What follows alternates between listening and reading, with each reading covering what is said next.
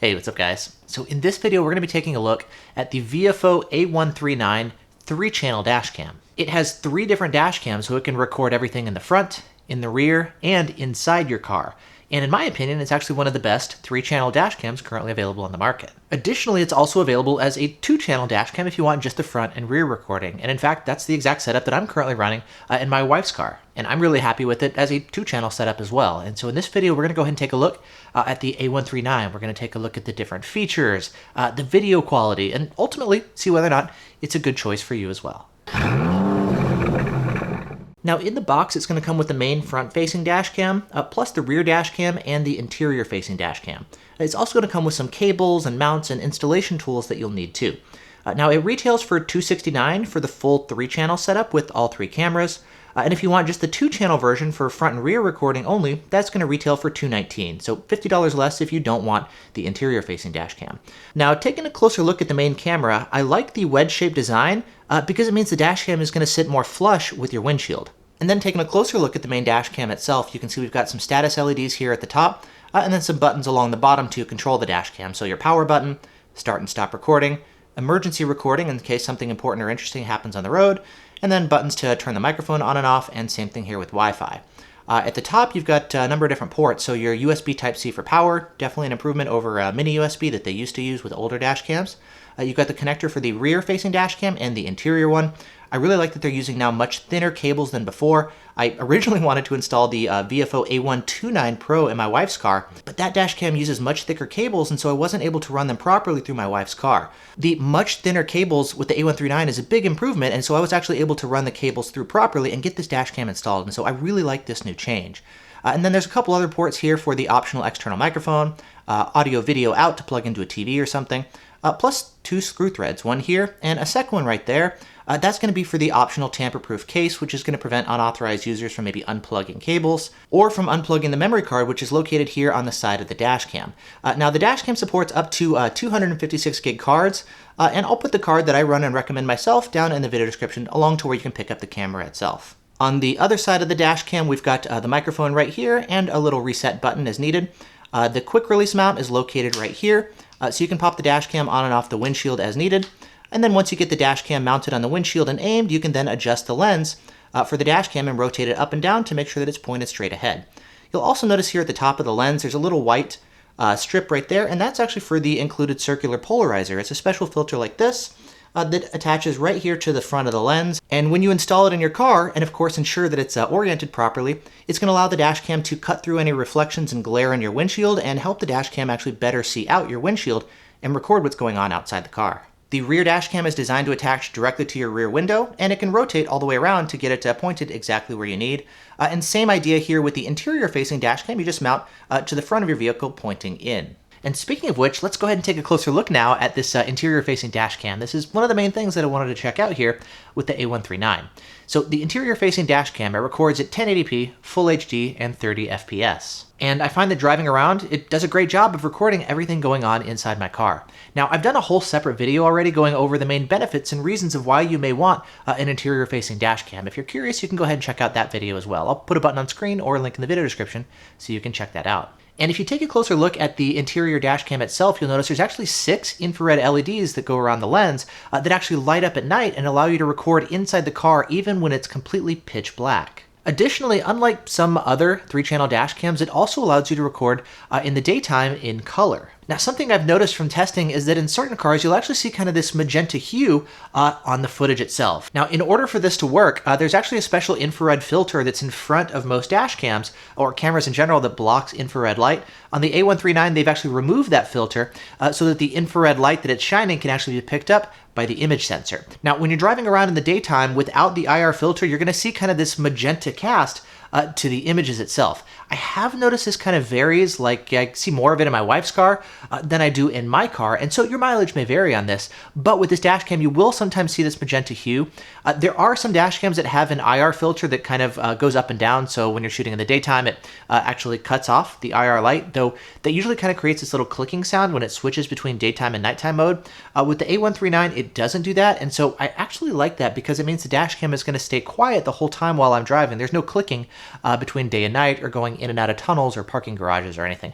but the trade-off is that you are going to see, in some situations, kind of a magenta cast to some of the images. Now, something else that I also really like about the A139's design is that the interior camera, it's actually separate from the main front-facing dash cams. There's two main benefits to this that I found. Number one, it allows you to individually control where you place both the front camera and the interior camera, so you get optimal placement for both dash cams. Additionally, I also find that it helps with overheating issues because you have the extra interior camera separate from the main one. For example, I remember last summer I was driving and it was around 87 to 90 degrees outside or so, and almost everything in the car, all my tech stuff started overheating and shut down. My iPhone 12 Pro on my dash overheated and shut down on me. My GoPros that I was running overheated and shut down. My Blackview DR900S overheated and restarted twice while I was driving. The Viofo A139 recorded continuously the entire time, despite all the same heat issues that were affecting all the other stuff in my car. And so if you drive in an area where you've commonly got really high temperatures, it seems like the A139 actually does a pretty good job here, in my experience. Now, Viofo does sell a dash cam with an integrated interior camera. It's the T130. I've got one of those and I've been testing it out as well. I've noticed there's definitely pros and cons to both styles of dash cams, and if you'd like to see a more kind of head-to-head comparison between those two, let me know down in the comment area. Next, let's go ahead and take a closer look at video quality. So starting off with the main front-facing dash cam, this is going to record at 1440p or 2K. And it's capable of recording up to 60 FPS. If you're running it as a single channel or dual channel setup, it can record at 60 FPS. If you're running all three dash cams at once, it's going to record at 30 FPS. Now, in terms of resolution, 1440p, I think it's a pretty solid resolution option. It's going to do a good job of capturing what's going on ahead of you. Now, admittedly, it's not as good as the 4K dash cams that I'm used to using, but at the same time, if they tried to make this a 4K dash cam, it would make it more expensive. It would definitely have more overheating issues, and the low light sensitivity would probably not be as good either. And so 1440p seems to be the nice sweet spot right now, both with video quality and giving you a nice bang for the buck. And overall here with this dash cam, I find that the video quality is actually pretty good, especially in nice, bright, sunny weather. In optimal conditions like this, I see the dash cam gives me nice colors, the videos look pretty good, and I'm even able to freeze frame the license plates of oncoming traffic, which can definitely be a difficult thing to do. That said, I've also seen situations where the dash cam is not able to freeze the license plates of oncoming traffic. And so the results can be a little bit hit or miss. It's not going to do it consistently or reliably, but it is still at times able to freeze frame license plates of oncoming traffic. And it's not just freezing license plates either. If there's anything crazy or unexpected that happens on the road, the dash cam's footage is crisp and clear when you need it, especially if you want to go back and review the footage afterwards. Now, when things start to get cloudy or shady, the overall quality here I've noticed is still pretty good too, though I do start to see more motion blur, and it does become harder for the dash cam to freeze frame license plates. And overall, I think the front dash cam does a pretty good job here in the daytime. And now, moving on, let's take a look at the rear dash cam. So the rear dash cam is going to record at 1080p, Full HD, and 30 FPS. And having a dash cam behind you is going to allow you to record everything going on behind you. The video quality is not going to be at the same level of detail as the front 1440p dash cam, which is to be expected, but I still find its rear dash cam to be very helpful. I find that it's able to capture license plates as well if you live in an area where cars run front plates. But even if you don't have that, I find the rear dash cam to also be really important for parking mode recording. Oftentimes when I park, the front of the car may be against a wall or bushes or something, and so it winds up being the rear dash cam that's the most important, and I find that it does a good job of capturing license plates or faces as needed of people back behind my car. Next, let's move on and take a look at nighttime footage. Now, recording at night is really tough for any dash cam, but luckily the A139 uses Sony Starvis sensors, which are traditionally known as some of the best sensors available for low light recording. And so taking a look first at some highway driving, it looks like the dash cam is fine for recording what's going on around you, especially when there's some lights around. Things are pretty clear, and it's able to record what you're doing and what other cars around you are doing. License plates may definitely be blown out, but that's also pretty normal too. Now, there is an HDR feature that's available in the A139, and I'll talk more about that here in just a minute. When the roads start to get a little bit darker and there's fewer streetlights, the front dash cam video quality is still okay here too. I do notice that I start to get more noise in the video footage, and of course there's going to be more motion blur as well, but again, I do still find the video to be usable. When it comes to capturing license plates, I find that the dash cam will work best when there's little to no motion. When cars are moving, you're going to be getting more motion blur due to the longer exposures needed at night. Next, taking a look at the rear dash cam, again, it's able to record what's going on back behind you. Now, first taking a look at some test footage in my wife's car where she doesn't have tint in the rear window. Overall, I find that it does a nice job of recording at night. Again, nighttime is tough, but things are definitely going to be clear enough to record what's going on back there. If cars come close to you, the rear dash cam is going to be able to capture their front plates as well. Next, what if you do have some tint in your rear window? Well, my car does have tint back there, and you can see the rear dash cam actually mounted on the rear window here for testing, and driving around with it, I do find that tint does make it tougher for the rear dash cam as expected, but it's still able to record what's going on back there. What about on darker back roads? Well, in this situation, the rear dash cam does look a little bit worse than the front dash cam, but again, that's also typical too, and usually the front dash cam is going to be the best one.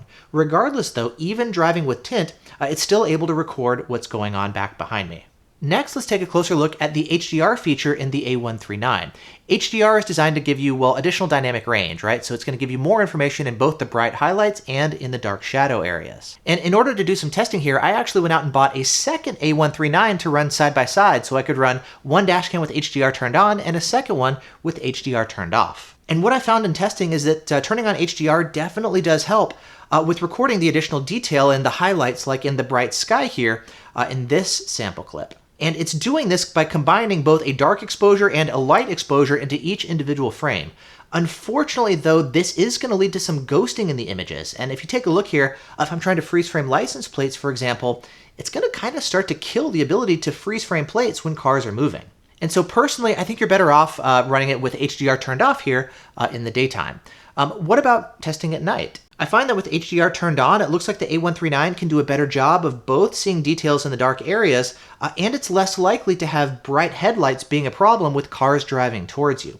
Surprisingly though, I actually find that the dashcam seems to do a better job of capturing license plates at night with HDR turned off. That said, I have seen some other people report that the dashcam does better with HDR turned on, and in fact, Viofo recommends running it just at night and not in the daytime. And they've actually added a new feature now called Auto HDR mode, to where you can set the times where HDR turns on and off so that you could run it just at night if you want to. And so this might actually be worth experimenting for you guys as well to see kind of if you find it to be beneficial at night. But in my experience, I find that the current implementation that they're using maybe causes more problems than it solves, and it does a better job of capturing license plates at night. And so I'm actually going to leave it turned off at night in my camera here as well. But again, you've got the option and you can set it up based on what works best for you.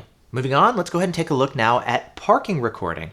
Now, in order to get the parking recording, you're going to want to pick up their optional hardwire cable so you can wire it into either your car battery or a dedicated dashcam battery pack in your car. And with the A139, what I like about it is it's able to record into all three dashcams, not only when you're driving, but again, also while you're parked. And so you can record what's going on outside of the car in case of a hit and run or something, but also maybe in case somebody breaks into your car, you're able to record what's going on inside of your car as well. And with the A139, you've got several different parking mode recording options available. First up, we've got motion detection. This is good for recording cars driving by or people walking by when you're parked. And I'm a fan of using this in areas where you don't necessarily have a ton of traffic or cars driving by around you. If you're using this mode, it may also be beneficial to turn down the motion detection sensitivity so it's not constantly being triggered by things like the rain or trees blowing in the wind. And that's kind of something I do with pretty much all of my different dash cams. Now, next, we've also got impact detection. This is probably my favorite mode, and specifically because the A139 offers buffered impact recording. And what's nice about this is in case of a hit and run or something, the dashcam is able to record both before the event as well as afterwards, so you're able to capture the entire thing. Most dashcams are going to be kind of in like a sleep state, and they only wake up when they sense that impact and then begin recording, so you miss the actual impact itself. With the A139, it's capable of recording the entire event itself, which I personally really like. That's a feature you typically only see on higher-end premium dashcams. Now, that said, I have also noticed some situations in testing to where it simply doesn't record at all, and it's not actually recording important impacts that may happen to your car. And so if this feature is important to you, it may actually be worth considering upgrading to something like a Blackview or a ThinkWare dashcam that does a really good job at their buffered impact detection. And so it seems like the A139 offers it, but it's not going to be quite as good as some of the top tier options. Next up, let's go ahead and take a look at the time-lapse mode. This is basically designed to give you continuous recording the whole time while you're parked, and it's going to be doing this by taking a series of pictures effectively and then turning them into a video, kind of like a sped up looking video, a time-lapse video. In this mode, you're going to be getting video recording only, no audio, but it's very helpful if you want to record everything going on while you're parked. And then finally, if you want that continuous recording while you're parked and you also want audio recording, Viofo also offers a low bitrate option, which is going to record both video and audio while you're parked, but it's going to reduce the bit rate. It's going to reduce the quality overall to ensure you don't completely fill up the memory card while you're parked for hours and hours. If you do opt for one of the continuous recording options, whether it's time-lapse or low bitrate, you're going to wind up having a lot of video to sift through, and so I personally wind up going for motion detection or impact detection just to kind of focus in on the main clips that I need, but these are the main parking mode recording capabilities that are offered here in the A139. And speaking of saving space with your memory card, let's talk a little bit more about that. So with the Dashcam, you've actually got the ability to adjust the exact bit rate of the Dashcam. So if you want to crank up the bit rate to get the highest quality possible, you can do that at the expense of larger file sizes and taking up more space on your memory card. You also have the ability to reduce the bit rate and lower the quality to save more space on the memory card. Additionally, the A139 also supports switching to H.265. This is a newer video codec that's able to compress the video files a little bit more and save memory card space without actually compromising the video quality. It does require a newer computer to be able to then play back this video footage, but in my testing I found that comparing both codecs at the maximum bitrate, with the interior and rear-facing Dashcam, I get about a 4% savings in file size, and with the front Dashcam, it actually gives me a 14% savings in file size. So again, this is a nice way to actually save some additional space in your memory card and allow that memory card to record for a longer period of time before it gets full and the Dashcam begins overwriting the oldest footage. Now, traditionally, H.264 is going to be best for compatibility reasons, but I've actually found some playback issues on Intel Macs if you're using H.264. If you're using an M1 Mac or on Windows, it seems like H.264, the older one, is going to play back just fine, but if you're running an Intel Mac like me, you may actually need to switch to H.265 to ensure that the video files can play back correctly. Next, let's go ahead and take a look at the app that's available for both iOS and for Android. Now, the A139 has Wi-Fi available, both 2.4 gigahertz and the faster 5 gigahertz Wi-Fi. And once you've got that turned on, you're going to be able to connect to the Dashcam using your phone and start doing a number of different things. Number one, you're going to be able to see exactly what the Dashcam is saying, which is really helpful for when you're first installing the Dashcam and getting things mounted. You can look at your phone and just ensure that the lenses are pointed exactly where you want. Now, this Wi-Fi connection is designed if you're actually sitting in the car and you're playing with it at close range, right? It's not designed to actually connect to a Wi-Fi hotspot and stream the information out to the cloud. The A139 does not have any cloud services. The Wi-Fi stuff is all meant for when you're actually sitting next to the Dashcam. Now, when you're connected to the Dashcam, you also have the ability to go in and change settings on the Dashcam as well and get things configured, which is especially helpful because there is no LCD on the back of the A139, so all of the settings configuration is going to be done using your phone. Now, luckily, this isn't something that you're going to need to be adjusting that often. It's kind of just when you first get the Dashcam installed and set up, you'll go in and adjust the resolution, the quality, the time zone, all that basic kind of stuff, and then you're up and running and good to go. Now, let's say you've been driving around and you want to actually play back some of the video footage that the Dashcam has saved. Again, you can hop on over Wi-Fi and you can view all the video footage that's been recorded on your phone. And if you see something interesting and important, you can then copy that video file over Wi-Fi from the Dashcam directly to your phone. That way you can then share it with insurance or police or upload it to YouTube or whatever you need to do. Now, you can of course take the memory card out of the Dashcam and pop it into your computer. That's my preferred method, but doing it over Wi-Fi is convenient if you just want to do it right in the car, or you don't want to worry about maybe forgetting the card at home and popping it back into the Dashcam afterwards, which I've definitely done many times. Pro tip: it can be helpful to actually have some spare memory cards in your glove box in case that happens. And speaking of tips, one other thing that I've noticed is if you want to go in and adjust the settings of the Dashcam over Wi-Fi, it's not going to work if the Dashcam is actively recording, so you're going to need to first pause the recording on the Dashcam, then you're going to be able to go over and start adjusting all the settings, and then once you're done, you're going to want to go and manually restart the Dashcam just to ensure that it's recording next time you go out and start driving. Next, let's take a look at another popular feature, which is the voice notifications. It's a new feature here for the A139. Now, the previous generations of Dashcams didn't have this, and so if there was anything going on, you would just be getting different beeps, and you had to figure out what the different beeps meant. Now, the Dashcam can actually speak to you and let you know what's going on. Recording. 3 channels started. Wi-Fi enabled. Now, this can also be really helpful in case something goes wrong with the Dashcam. Let's say you've got a 3-channel Dashcam, but then next time you start up the car, the Dashcam says there's only 2 or even 1 Dashcam connected. Recording. 2 channels started. If that happens, you know that something's gone wrong, so you can check for a Dashcam failure or maybe a cable that's got damaged or unplugged, but either way, you know quickly that something new is going on. Additionally, let's say you forgot to pop in a memory card, the Dashcam can warn you about that as well. Please insert a memory card. So that's definitely a helpful feature. Now that said, I also think there's some additional room for improvement in terms of some additional control and some new voice notifications that could be added. For example, number one, I'd love to see some parking mode notifications. So in case there's a hit and run in your car, I'd love to see it actually tell you that there was some sort of impact detected while you were parked, or even how many impacts were detected. I see that on some of the higher end dash cams, and I'd love to see that added here for the Viofos as well. Additionally, for the things like, there's no memory card inserted, I'd love to have a little bit more control over that. You see, I prefer a silent startup with my dashcam. I don't want it talking to me at all. And if you turn off the startup sounds on the dashcam, it's not going to give you any of the error notifications either. And so I would love to have things like maybe just start up silently, but if something goes wrong, meaning normally you have 3 dashcams, but in this situation, I'm only recording on 1 or 2, or you forgot to put a memory card back in, or the card you're using is corrupted.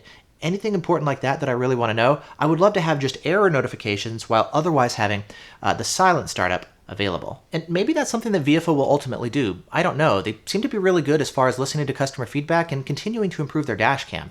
The A139 has been out for over a year now, and they've actually continued to add new features, and they've actually been doing some pretty innovative stuff as well.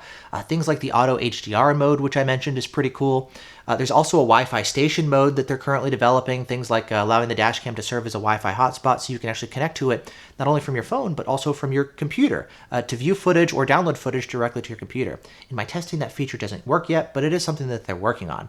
Additionally, there's another feature in beta testing that I would love to have. It's a feature that I've been wanting for a while. It's being able to disable parking notifications in a specific area. So like geofencing for parking recording.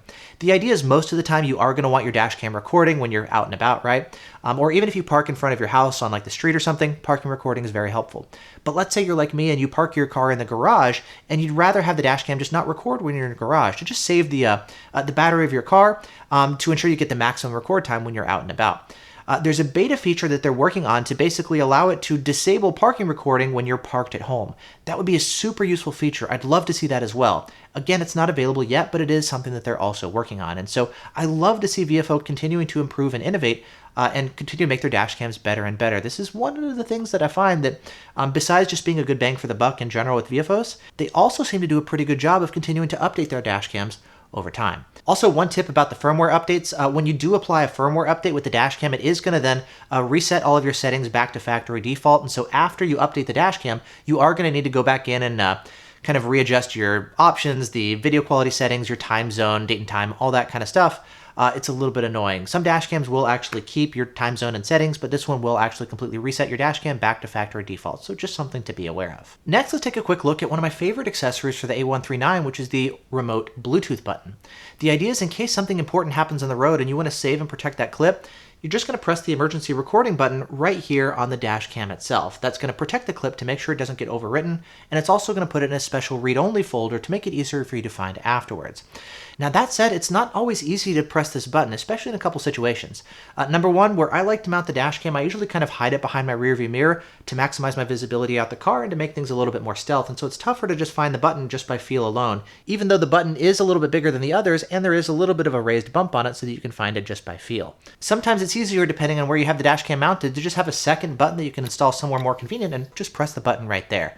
Additionally, at night, even if you can see the dash cam, it can be especially hard to find the button because none of the buttons actually light up or glow at night. And so if you're driving and focused on the road, you don't necessarily want to be kind of looking and feeling in the dark to find that button. I find it really helpful to have a second really big button that's easy to press that you can just boom, press the button and immediately protect that clip. And so I really like this as an accessory. I actually wish more dashcam manufacturers did something similar. And speaking of accessories, let's go ahead and run through the different options real quick, both the ones that are included with the dash cams and the ones that would be an optional extra. So first up, it actually comes with a circular polarizer, like I mentioned. That's designed to attach to the front of the dash cam. And if you do a lot of driving in sunny weather, it can definitely be beneficial to go ahead and drive with the polarizer mounted.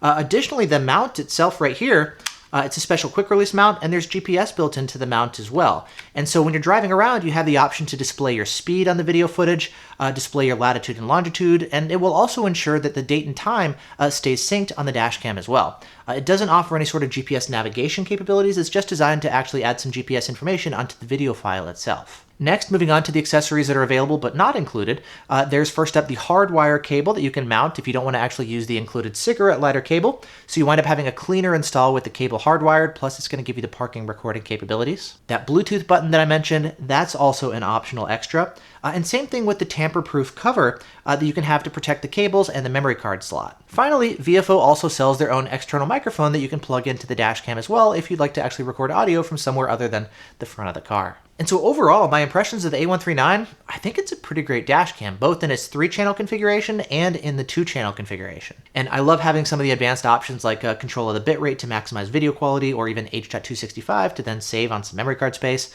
Throw in a 256 gig card, you're good to go. I find that its interior dash cam does a good job of recording both at nighttime and in the daytime. And I also really like the fact that that interior dash cam is separate from the main one, so you can kind of optimize placement for both the main dash cam and the interior dash cam, and it also helps with avoiding some of the overheating issues you may see with the combined unit. The parking mode recording, it's not the best that I've seen out there, but it's definitely going to be better than some of the more basic options that are available, especially many of its competitors. I like the motion detection, and I like the buffered impact detection that it offers too.